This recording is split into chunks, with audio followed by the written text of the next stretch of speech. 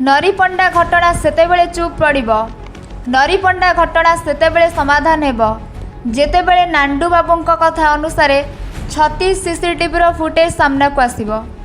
दर्शक बंधु एबे समस्ते चाहूचंदी सेही सीसीटीवी फुटेज। नांडू बाबू तमे सीसीटीवी फुटेज देखाओ।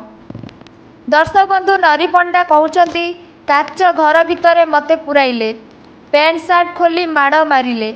आउ एपटे नांडू बाबू कहउचंदी तुलसी गणनाट्यर मालिक आमे मारिनु, आमे टंका फेराइछु, 1000 टंका खाइबा पीवा पाई बाट खर्च पाई देइछु, आमे तांकु हाथ देइनाहु। दर्शक बंधु एहा परे नांडू बाबू आउ गोटे कथा कहिचंदी 36 सीसीटीवी लागिची, सीसीटीवी चेक करा जाऊ। एबे समस्ते चाहिलेनी सीसीटीवी फुटेज देखिबा पाई। सतरे आम नरी नाना आम डांगर नाना को माड़ हेइची ना नहीं? जदि सीसीटीवी फुटेज रे माड़ विजुअल बाहरे तेबे नांडू बाबू सावधान। एकथा आमे कहूनु, एकथा समस्ते कहिलेनी।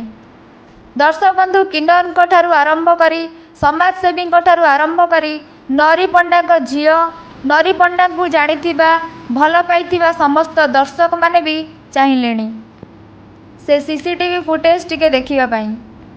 नांडू बाबू जो कहिले 36 सीसीटीवी लागिची ढाबा भितरे, से 36 सीसीटीवी फुटेज रो चित्र टिके समस्ते देखिबा को चाहुचंती। कारण नरी नाना कहउचंती माड़ हेइची आ नांडू बाबू कहउचंती माड़ हेइनी।